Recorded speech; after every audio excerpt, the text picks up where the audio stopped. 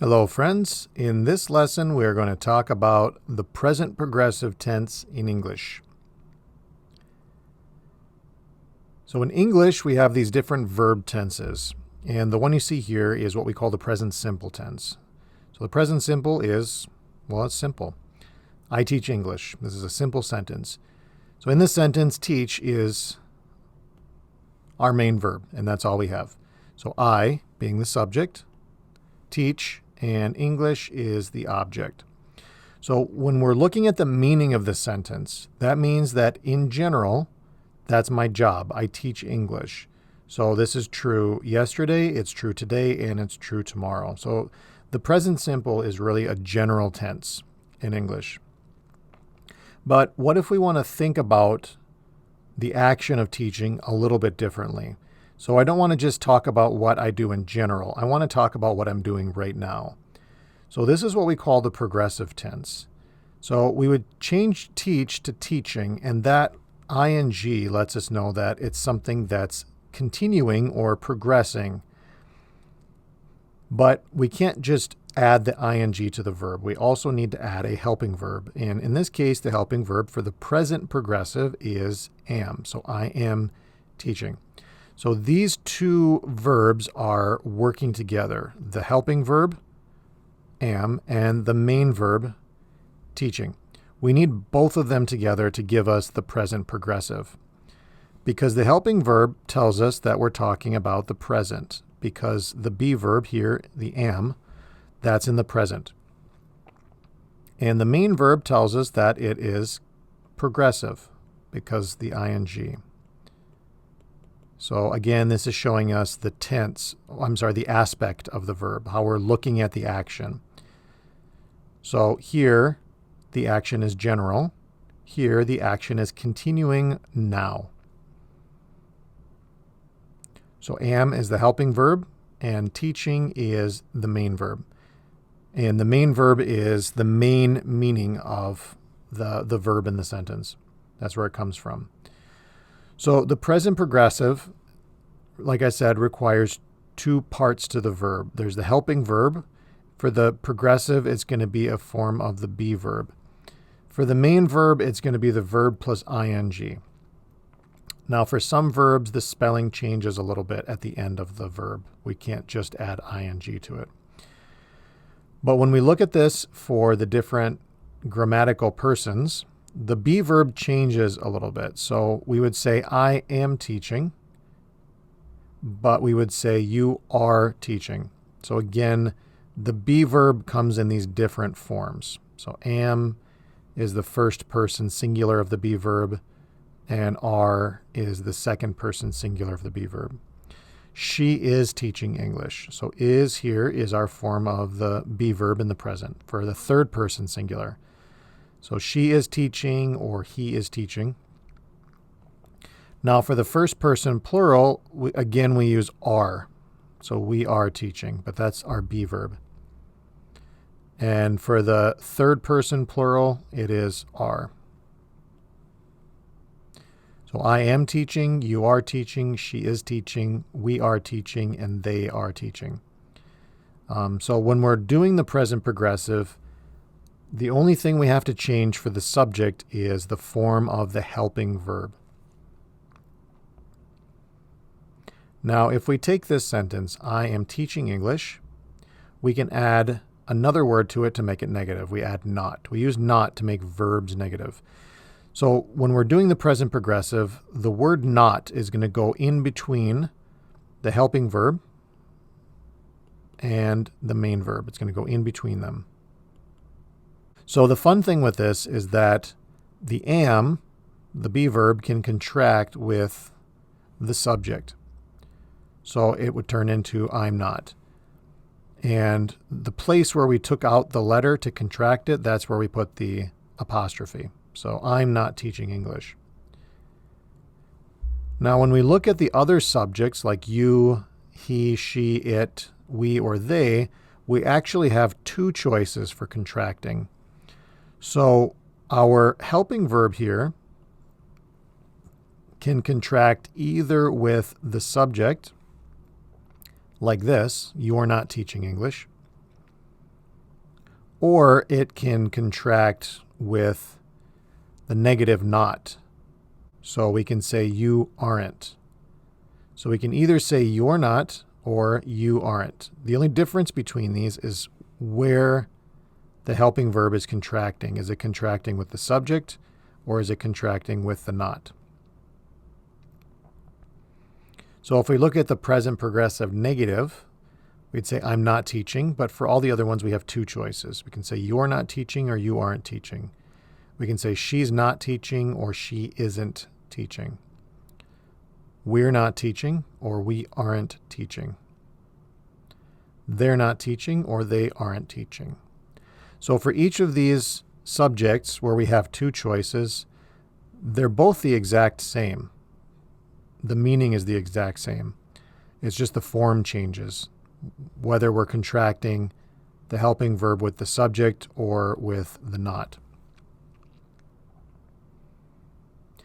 Now, if you look at these negative ones that we just looked at,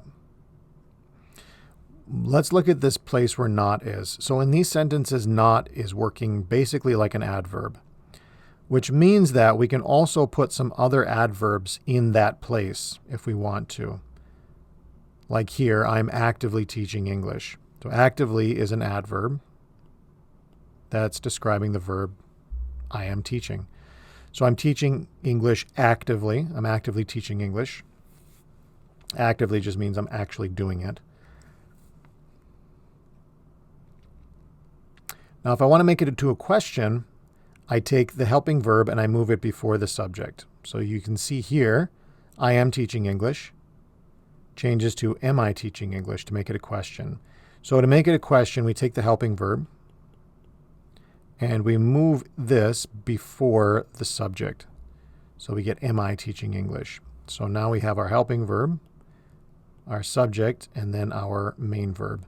And this is how we make most questions in English. We just take the helping verb and move it before the subject. And that's how we know it's a question. Nothing else in the sentence changes, just the position of the subject and the helping verb. So you can see here, are you teaching English? Are is the helping verb, you is the subject, and teaching is the main verb. And this is what makes it a question. We can also make our questions negative. Aren't you teaching English? We'll do this form when we want to confirm information, like it's maybe something that we thought was true and we just want to check with somebody to make sure that it's true.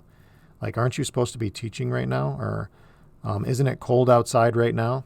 So it's information we already thought was true. We're just checking to make sure that it is true. When we do this, again, we have our helping verb before the subject, but we almost always do it as a contraction, where we're contracting the not with the helping verb. Now, we wouldn't do it where we're contracting the not with the main verb. We wouldn't say, are you not teaching English?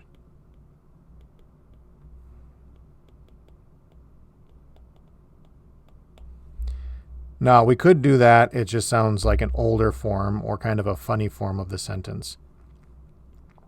There's actually a very popular movie in America from the early 2000s called Gladiator.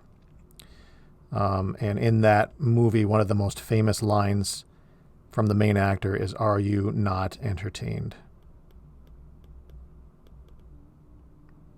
So it's a very well-known line. Are you not entertained? But nobody really talks like that. In real life, we would say, aren't you entertained? So we would contract the not with the helping verb in the question. We can also make this into a WH question. So we're just adding the WH word before the helping verb. Or, again, we can use the WH word with the negative contraction in the question. Now, let's look at the meaning of this. What's the difference between the progressive and the simple when we're looking at meaning? So in the present simple, we'd say, I teach English.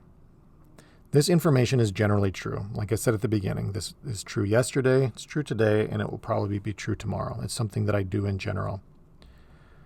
Now, if I say I am teaching English, it changes the meaning a little bit, or the implication of it. So when I say I am teaching English, that means that this is true now. It might not be true later, and it might not have been true before. So maybe if somebody asks me what job I'm doing, they'll say, oh, what are you doing now? I say, oh, I'm teaching English now.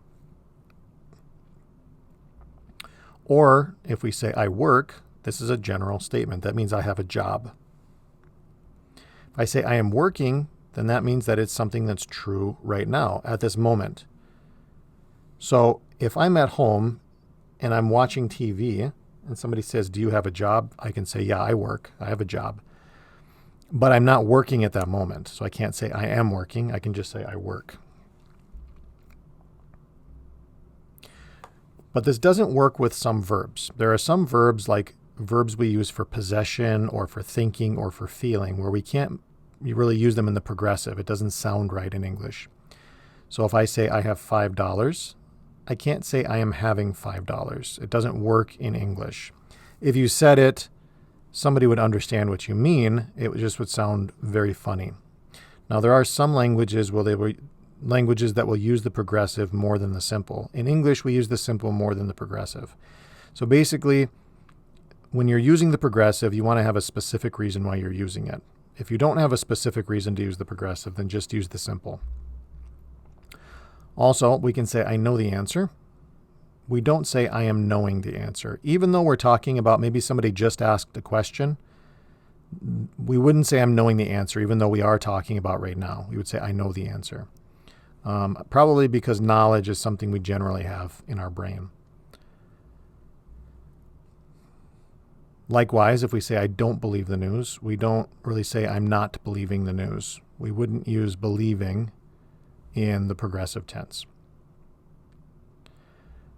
Now, there are some verbs that some books and websites say that we can't use in the progressive, like love or hate or other feeling verbs, but this isn't necessarily true. It's actually changing in modern American English.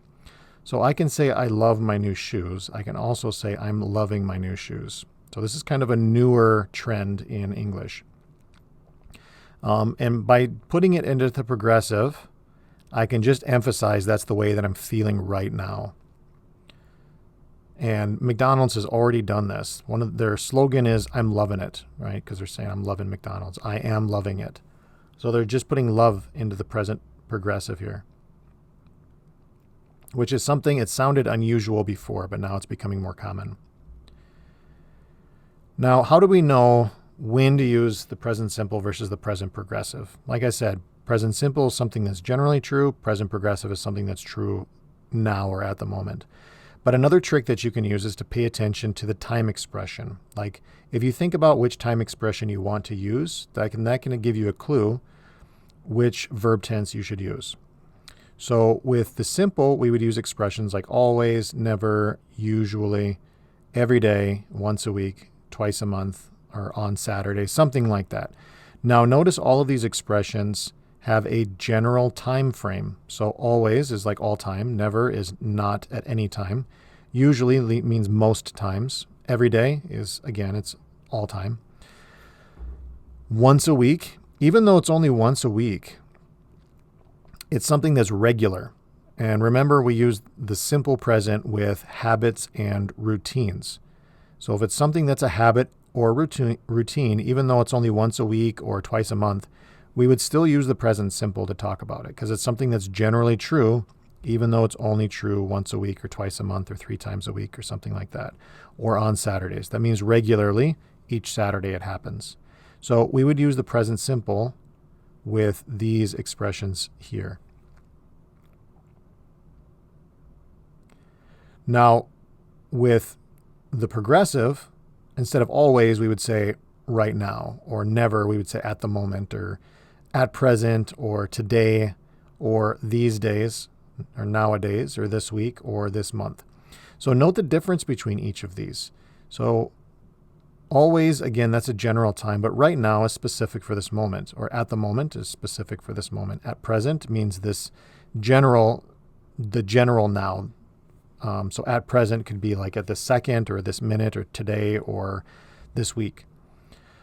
We could say today or these days or nowadays, which are the same.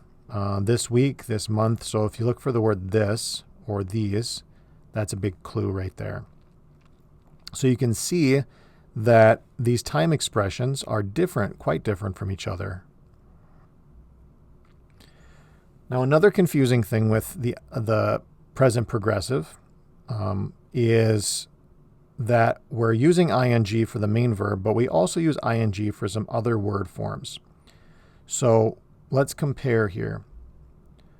If I say I am learning English, this is present progressive because I have a helping verb, that's the be verb, and I have a main verb with the ing. I need to have both of these together in order for this to be the present progressive. I also need to have a subject.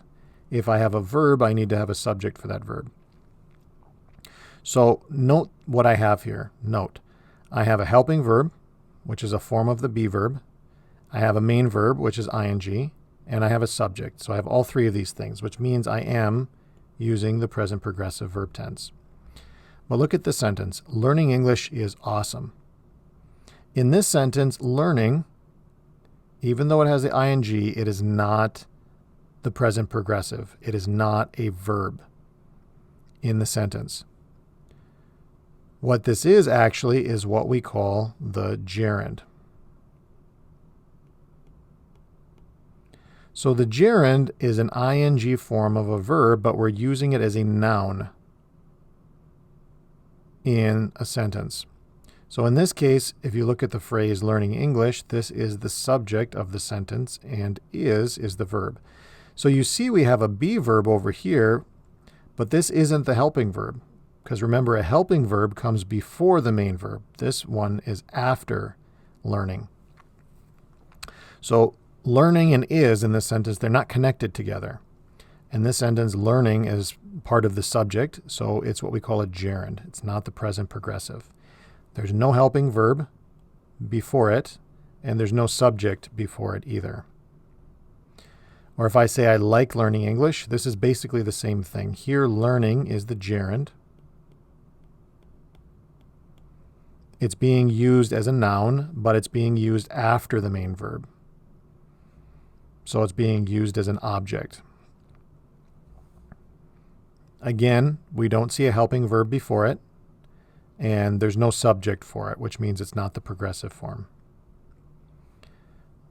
Or in this sentence, which learning program do you use? So here again, we have the ing, but if you look, there's no helping verb before it, and there's no subject for this verb, which means it's not working as a verb. What happened here is that learning is describing the kind of program we're talking about. So here, learning is actually working as an adjective. So the ing form of a word can actually be used for a few different things in a sentence. So you have to be careful and not just assume that if you see an ing word that it's a progressive verb, right? Because remember, the progressive verb needs to have a helping verb and it needs to have some kind of a subject for it. If you don't have those things, then you don't have the present progressive or any progressive verb. You can either have a gerund, which is when we use the ing word as a noun, or you can have, it's what we call the present participle. And we can use the present participle as an adjective in this sentence. So it can either work as a noun, it can work as an adjective, or it can work as a verb. So be careful with your ing words. And that's it for this lesson. Thanks for watching.